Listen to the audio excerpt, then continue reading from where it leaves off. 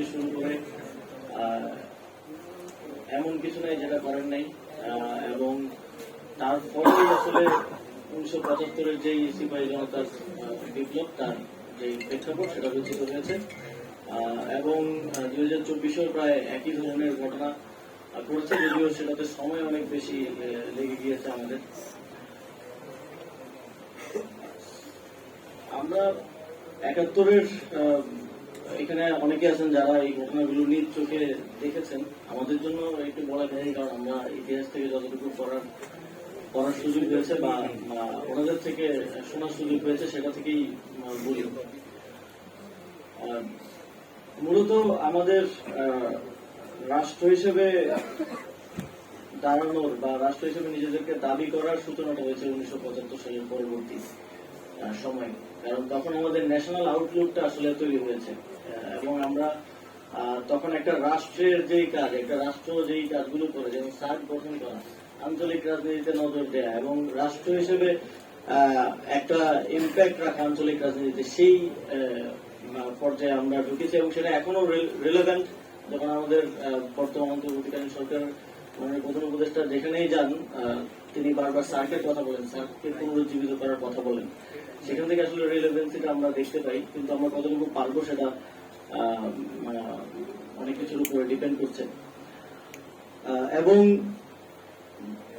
এখন আমরা welfare politics অনেক আলোচনার বিষয়বস্তু হয়ে উঠেছে ছাত্র সংসদ, ছাত্র সংগঠন এবং রাজনীতির মধ্যে, কিন্তু ওয়েলফেয়ার পলিটিক্সটা তারপরে শুরু হয়।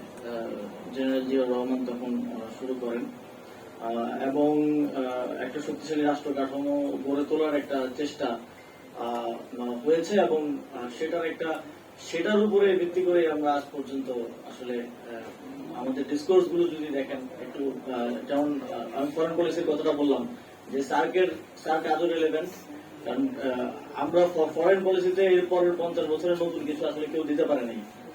ফলে জিয়াউর রহমান যেটা করে গেছেন সেটা নিয়ে আমাদেরকে আজ পর্যন্ত কথা বলতে হচ্ছে, সেটাকেই আবার নতুন করে পুনর্গঠন করার চেষ্টা করতে হচ্ছে, কারণ নতুন কোন ডিসকোর্স এর পরবর্তী সময়ে বিএনপি অনেকবার ক্ষমতা এসছে, আওয়ামী লীগও ক্ষমতা এসছে, কিন্তু কেউ নতুন কোন ডিসকোর্স আসলে দিতে পারে নাই, কিংবা রাজনৈতিক ভাবে বিরোধী দল হিসেবেও নতুন কোন পলিসি, ফরেন পলিসি আসলে কেউ সেভাবে আসলে দিতে পারে নাই। যেটা 50 বছর ধরে বারবার বলা হয়েছে যে সবার সাথে বন্ধুত্ব, কারোর সাথে শত্রুতা নাই। এখন বাস্তব পরিসরে আমরা এসে দেখি আসলে আমাদের কারোর সাথে বন্ধুত্বও নেই। তো আমি যদি এই রুমে যারা আছে 150-200 মানুষ সবার সাথে বন্ধুত্ব করতে যাই, তাহলে আমার কারোর সাথে আসলে প্রকৃত বন্ধুত্ব হয়ে উঠবে না। আমরা অন্তর্বর্তীকালীন সরকারের পক্ষ থেকে আসলে চেষ্টা করছি যে মিনিংফুল ফ্রেন্ডশিপ আসলে যাদের সাথে করা যায়, যাদের সাথে আমাদের আন্তর্জাতিক পরিসরের স্বার্থটা মেলে তাদের সাথে করার। তবে এটা থেকে বোঝা যায় যে আমাদের অগ্রগতিটা খুবই স্লো।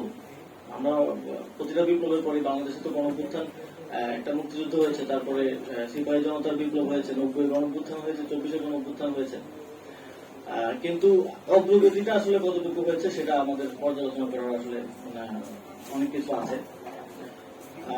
সেই জায়গা থেকে আমরা আসলে একটা স্লো প্রসেসের মধ্যে দিয়ে অগ্রগতির দিকে যাচ্ছি। 2024 সালের গণঅভ্যুত্থানের পরে আমাদের থেকে আমরা হয়তো গণঅভ্যুত্থানের 3 মাস 4 মাস পরে এসে অনেক কিছু রিয়েলাইজ করেছি, যেটা আসলে 5 আগস্ট থেকে 8 আগস্ট রিয়েলাইজেশন আসার বা সেই সময়কার যে বাস্তবতা, সেই বাস্তবতার সাথে অনেক ক্ষেত্রে মিলে নেই। আপনারা দেখেছেন 5 আগস্ট শেখ হাসিনা পালানোর 1 ঘন্টা 2 ঘন্টা হয় নাই বোধহয় আমাদের রাজনৈতিক দলের নেতারা এস্টাবলিশমেন্টের কোলে গিয়ে উঠে গেছেন। তো আমাদের তরুণ হিসেবে আমাদের ভুল আছে। আমরা 26 বছর বয়সের কয়েকজন তরুণ ছিলাম তখন ডিসিশন পলিসি মেকিং এর দায়িত্বে, কিন্তু যখন আমাদের অগ্রজরা এস্টাবলিশমেন্টকে গিয়ে দায়িত্ব দিয়ে আসেন যে আপনারা একটা অন্তর্বর্তীকালীন সরকার গঠন করেন, তখন আসলে আমাদের হাতে খুব বেশি কিছু আসলে থাকে না। আমরা চেষ্টা করছি তাদের সাথে যোগাযোগ করতে যে আপনারা যায়েন না, এবং সেদিন রাতে পরবর্তী সংবাদ সম্মেলনে আমাদের মধ্যে এটা আলাপ হচ্ছিল যে সংবাদ সম্মেলনে আমরা তাদেরকে যারা ওইখানে ছিলেন, চ্যানেল 24 অফিসার হয়তো আমরা ছিলাম, তারা হয়তো রিকল করতে পারবেন, আমরা সংবাদ সম্মেলনে এটা বলবো কিনা যে তারা জাতীয় বেঈমান, এ ধরনের আলোচনা আমাদের মধ্যে সেদিন হয়েছিল। তো যাই হোক, তারপরে আপনারা জানেন যে সেদিন রাতে রাজারবাগ পুলিশ লাইনে বিদ্রোহ হবে হবে অবস্থা, নানা ধরনের গুজব, বিভিন্ন জায়গায় হামলা। সার্বিক পরিস্থিতিতে আমাদের কাছে সেটাই বাস্তব ভিত্তিক মনে হয়েছে যে এই মুহূর্তে দেশে একটা সরকার যদি গঠন না করা যায় তাহলে স্টেবিলিটি আসবে না এবং আরো পরিণতি যে কোনো দিকে যেতে পারে, কারণ তখন কোনো অথরিটি ছাড়া আসলে হচ্ছিল না। এবং আমরা রাজনৈতিক দল কিংবা সংগঠিত যারা শক্তি আছেন তাদের দিক থেকে সে ধরনের সহযোগিতাও পাই নাই যে আমরা শহীদ মিনারে গিয়ে আসলে শপথ গ্রহণ করব। যখন এটা তো 8ই আগস্টের আগে, সুতরাং শপথ ভঙ্গ হবে না বলাই যায়। যখন আলোচনা চলছিল যে সরকার গঠনের জন্য আমরা কোথায় বৈঠকটা করব, আমার স্পষ্ট মনে আছে যে যদি রিকভার করা যায় তাহলে হয়তো জানা যাবে। আমি প্রস্তাব করেছিলাম যে আমরা ঢাকা বিশ্ববিদ্যালয়কে মিডল গ্রাউন্ড রেখে সেখানে একটা আলোচনা করতে পারি, কিন্তু আমাদেরকে বলা হলো যে আপনারা ক্যান্টনমেন্টে আসেন।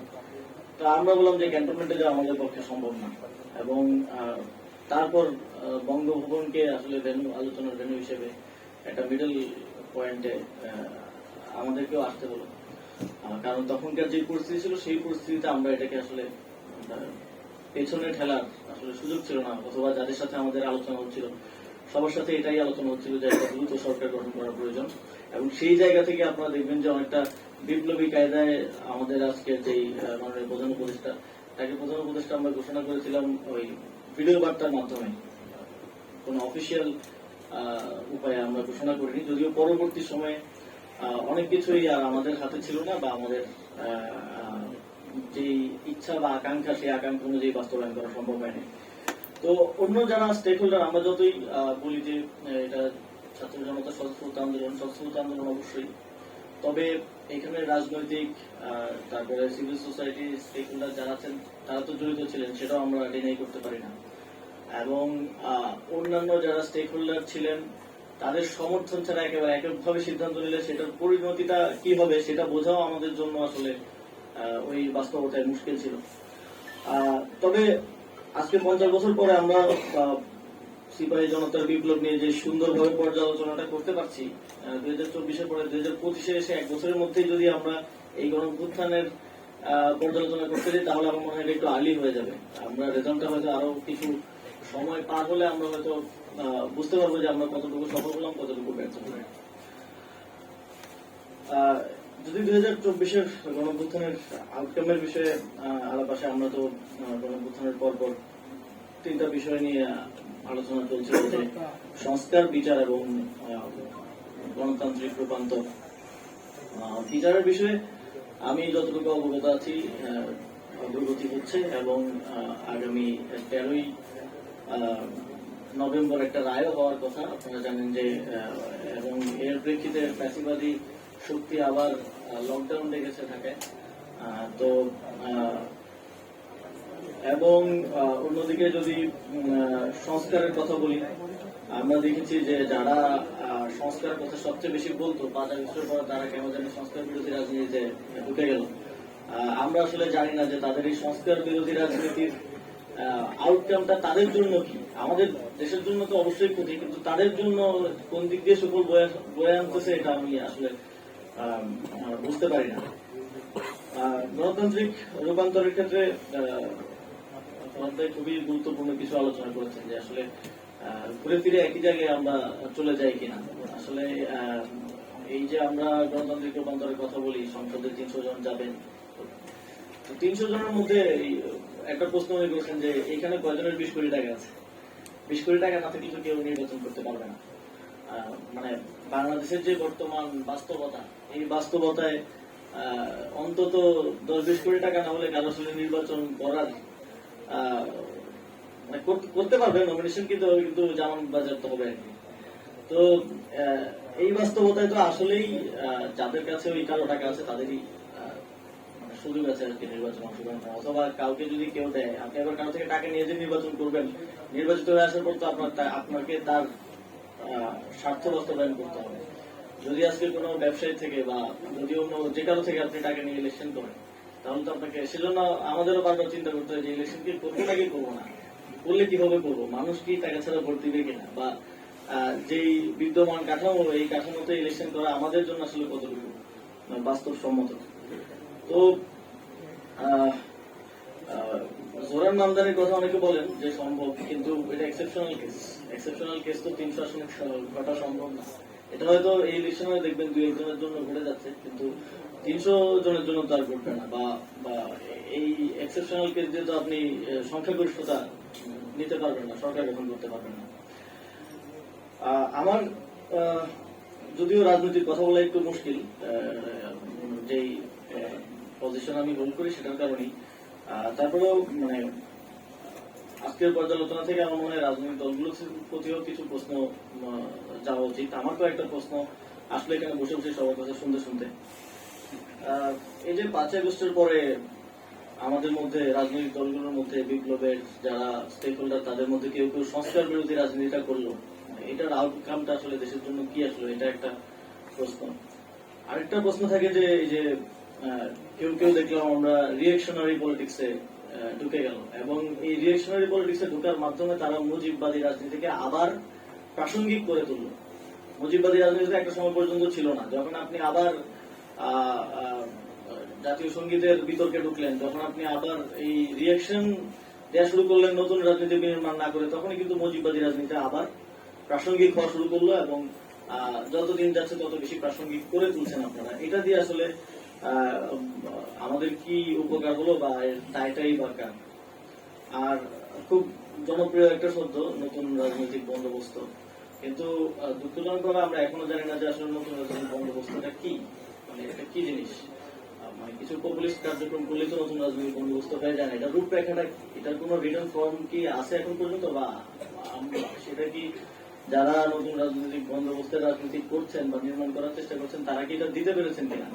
আমিও আমার এই ক্যাপাসিটি থেকে বেরোলে আমিও রাজনীতি করবো, তখন আমার আসলে বুঝতে হবে যে আসলে নতুন রাজনৈতিক বন্দোবস্ত জিনিসটা কি, বা এটা কোথায় আছে। আমাকে যদি কেউ একটা লিফলেট বা একটা পেপার না দিতে পারে যে এটা নতুন রাজনৈতিক বন্দোবস্ত, তাহলে আমি কিসের আশায় কোন নতুন রাজনৈতিক বন্দোবস্তের দিকে যাব, সেটা তো আমি নিজেও কনফিউজ হয়ে যাবো। আমার মনে হয় যে আমাদের মতো যাদের মধ্যে একটু জিজ্ঞাসাটা আছে তাদের সবারই আসলে কনফিউশনটা আছে, কারণ কিছু পপুলিস্ট অ্যাক্টিভিটি দিয়ে তো আর নতুন রাজনৈতিক বন্দোবস্ত হয় না, সেটা যেগুলো এসে করতে পারে। আপনার রূপরেখাটা কোথায় সেটা আসলে সেটা আসলে জনগণের কাছে, বিশেষ করে তরুণদের কাছে তাদের আগ্রহটা বেশি আমার মনে হয় পরিষ্কার করা প্রয়োজন।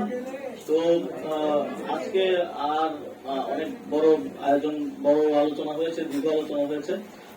আমিও অনেক কিছু শিখলাম, জানলাম এবং বলার চেষ্টা করলাম। আপনাদের সবাইকে ধন্যবাদ, বিশেষভাবে বৈষম্যবিরোধী ছাত্র আন্দোলনকেও ধন্যবাদ, এবং আশা রাখি যে সামনের দিনে এই ধরনের আলোচনাগুলো হবে, ইন্টারাকশন গুলো চলমান থাকবে। ধন্যবাদ। আসসালামু আলাইকুম।